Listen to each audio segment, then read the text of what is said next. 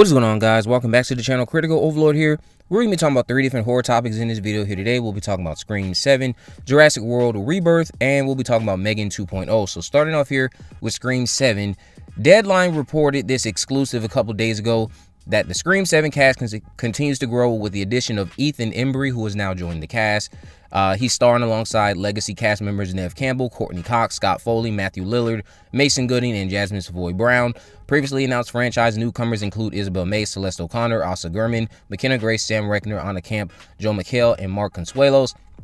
I have been seeing you guys that this feels crowded at this point, and it's going to feel crowded because you have to remember there's a strong chance that the people they're announcing aren't going to have that much screen time. So you have to keep that in mind when you're saying it's crowded. Keep in mind that so many of these people could probably have 2 minutes, maybe less, of screen time at best. So my best prediction for this gentleman is that he is going to be the stage director, but he does give off mental patient. I'm not familiar with this particular talent, so educate me down below, since I did see a few of you get excited about his participation. This one just didn't move me. I don't know who he is, but best of luck to him. Mason Gooding has recently been describing Scream 7 as one of the more brutal additions for Ghostface, or outings, I should say. This was during an interview with Tommy Daddario, so shout out to you. He said, "This is the most brutal Ghostface I think there's ever been from an anatomically logistical standpoint." He says, "There's a lot of blood and viscera, and I feel like with Kevin Williamson directing, fans have a lot to look forward to with what we do with these characters." I mean, we've heard that before, so not too thrilled about that disclosure either. Although it would be nice if we lost one or more returning stars this time around. Just saying, no more of that Scream 3 or Scream 6 stuff. We can revisit a narrative like that in Scream 10 or 20. But yeah, you guys let me know, what do you think about the new cast member and all these recent things that have come out from Mason Gooding down in the comment section below. Now let's talk about Jurassic World Rebirth. So we got new details on Jurassic World Rebirth courtesy of Vanity Fair, and we got an awesome new trailer this morning. Here are some of the important plot points that Culture Crave put together. Shout out to them. It says it adapts the lagoon raft chase scene from the OG book. T-Rex, multiple Spinosauruses, and a Monstersaurus will all appear. There will be a lot of deaths. There's no draft of the film where everyone survives. That's good. It says here a cure for heart disease has been found in dinosaur DNA. And it says here the last one, the movie leans into causing fear in the audience. Now see, it's that last one that's really going to be the hit for me. You're cooking there.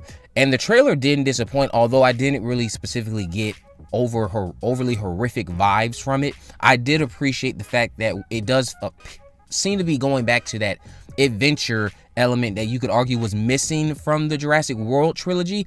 This one definitely feels like we're going back to the days of the first 2 movies, and this could end up being one of the better sequels we've gotten since The Lost World Jurassic Park.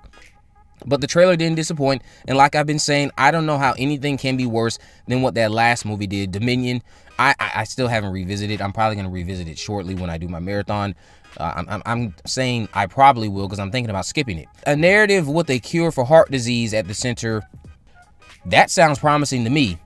I don't know how you mess that up, because you're already, like, that's an easy in for audiences to root for these new protagonists. You just can't make the protagonist annoying. And I can't lie, yes, I was one of those people who were becoming a bit annoyed by the one-liners showcased in this trailer.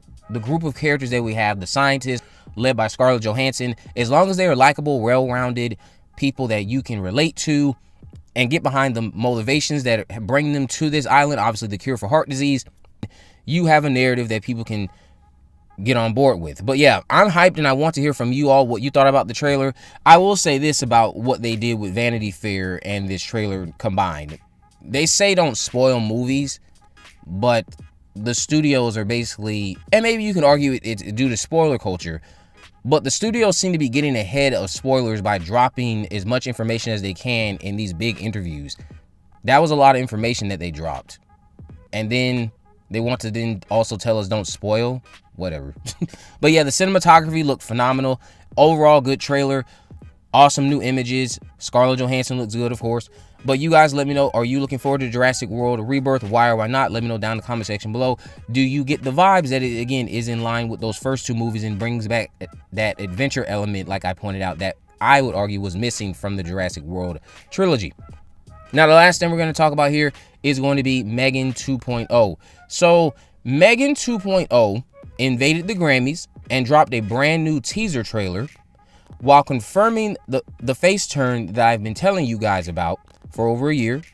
M3GAN does her familiar dance number and the release date gets highlighted, and nothing too crazy. She winks at the audience to end it. She did look a little bit weird, but I'm certain the film will be an improvement because that mostly just looked like CG to me. But the description for the movie says, 2 years after M3GAN, a marvel of artificial intelligence went rogue and embarked on a murderous rampage and was subsequently destroyed, M3GAN's creator, Gemma, has become a high-profile author and advocate for government oversight of AI. Meanwhile, Gemma's niece, Katie, now 14, has become a teenager, rebelling against Gemma's overprotective rules. She was already doing that in the original, in a way, but that was mostly rooted in her just being sad and depressed about the loss of her parents. It says, unbeknownst to them, the underlying tech for M3GAN has been stolen and misused by a powerful defense contractor to create a military-grade weapon known as Amelia, played by Ivana Sakino, the ultimate killer infiltration spy.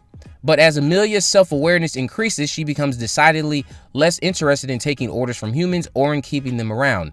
With the future of human existence on the line, Gemma realizes that the only option is to resurrect M3GAN and give her a few upgrades, making her faster, stronger, and more lethal.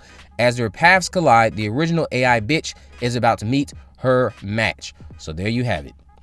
The Amelia creation I discussed with you guys is real. M3GAN is now the hero. That's confirmed. Gemma wrote a book. That's confirmed. And this sequel seems to be leaning into sci-fi action with even more comedy compared to horror.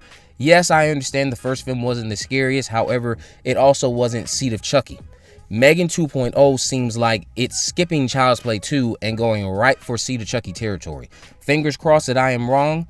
The full-fledged trailer, when it drops, hopefully it does not have all these overly campy moments in it, because to me, until proven otherwise, and based off what I've heard, I do think they are jumping the shark in this sequel. There's a lot of absurd things that I've heard that I'm just not sharing with you guys. I want to be able to wait and see if this stuff actually makes it to the final cut, and I want to wait and see how it's executed. Some of you have reached out to me, and I've told you what those absurd things are, and even you agree that that's absurd.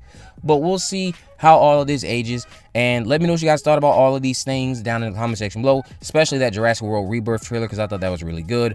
If you haven't already, of course, make sure you subscribe, turn on post notification, and name this video in the description. I have links to my social media accounts. I'm on Facebook, Twitter, and Instagram. You can message me there to let me know any movies, news, or reviews you'd like me to cover in the future.